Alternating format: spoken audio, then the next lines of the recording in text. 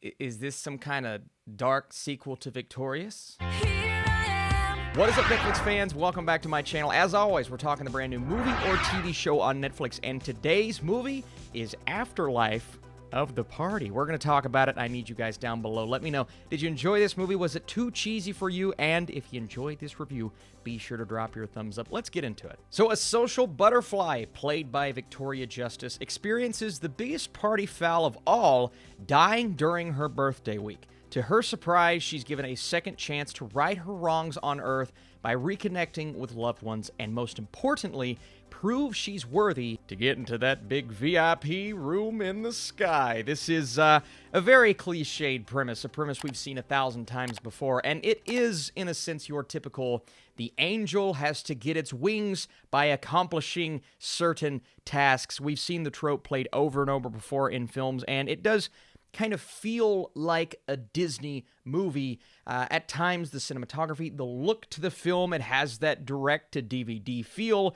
It also struggles balancing tone at times, and you might be thinking to yourself, well, it's just going to be a really negative review, and I'll be flat honest with you, even with all of the cheese and the predictability and the fact that you know where the movie is going, I truly believe Afterlife of the Party does start to win you over with its heart as you progress through the film, and being led by Victoria Justice, even though her character isn't the most likable at first. It's not that she's the worst, but there are qualities about her, whether it be selfishness or certain decisions that she's making, where you're like, I don't know if I'm on board, but it's the goal of the movie, that's its mission, to get you on board with her, this redemption story of sorts, going around to the people that she left behind when she died, and it's kind of dark. I know it's kind of played for the quirkiness, but it is dark when you really start to think about it, to better their lives and to check each box off of the list that she is given by her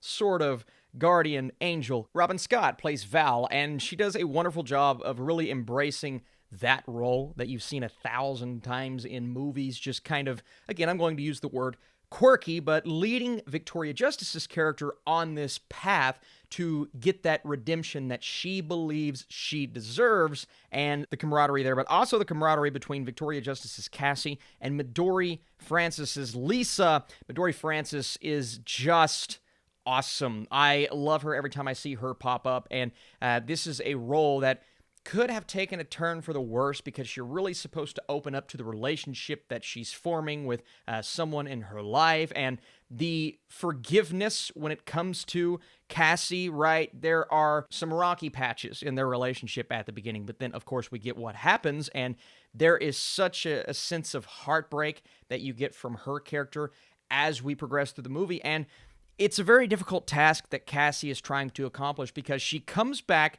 and at first no one can see her. She's supposed to change their lives for the better as this guardian angel to go to the great beyond. But she can't really do that at first because, you know, it's really, really difficult doing something when no one can see you. So I like the rules that they played with, even though, again, you know, and I'm going to keep saying it, there's nothing about this movie that we haven't seen before.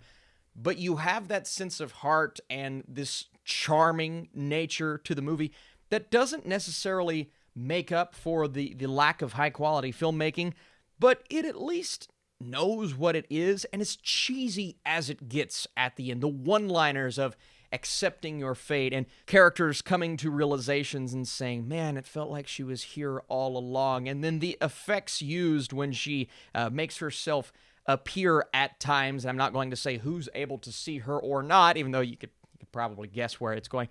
But, you know, I kind of embrace that cheese because I felt like watching a charming, silly movie that was somewhat self-aware at times, and it does try to take itself a bit seriously at the end, but Victoria Justice has enough charisma. Midori Francis is great. You buy the relationship. There's a bit of a lull about halfway through this movie where I wished it would have progressed a bit quicker, but overall, you know... Isn't set up yet. To get started, download the Google Home app on a phone or tablet. Google? So before I give you guys my score, I want to say thank you so much for joining me. As predictable as this story is, the chemistry between Justice and Francis will have the target audience smiling. There is a sense of warmth to this film, even though there is clearly plenty to nitpick. I am going to go with 58%, which does kind of round up to that 6 out of 10 mark. It's just, you have to be in the right mood to watch a movie like this and be on board with its charm, but I like these two leads, and the overall cast, I think, worked for the film. So, are you guys watching Afterlife of the Party this weekend? There's quite a bit coming to the platform. You guys are truly the best. Thank you so much for watching, and I'll see you soon.